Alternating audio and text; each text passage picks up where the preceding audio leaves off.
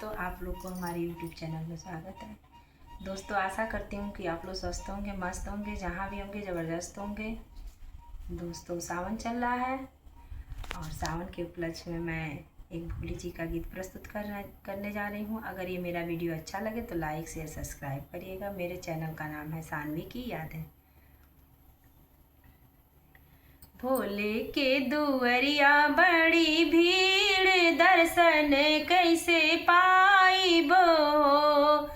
भोले के दुअरिया बड़ी भीड़, दर्शन कैसे पाइबो। ओही जग बाटे साधु संत के डेरा, ओही जग बाटे साधु संत के डेरा।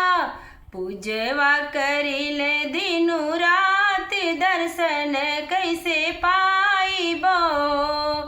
भोले के दुअरिया बड़ी भीड़, दर्शन कैसे पाइबो।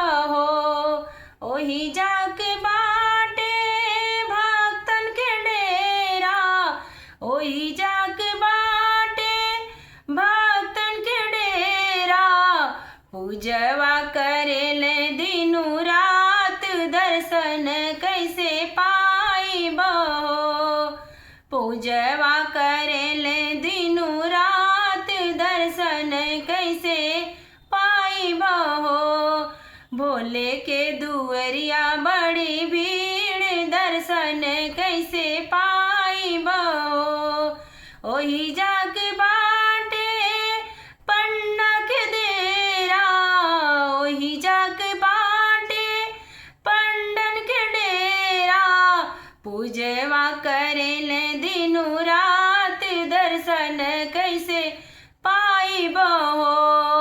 पूजवा करेले दिनु रात, दर्शन कैसे पाइबो। बोले के दुअरिया बड़ी भी, दर्शन कैसे पाई।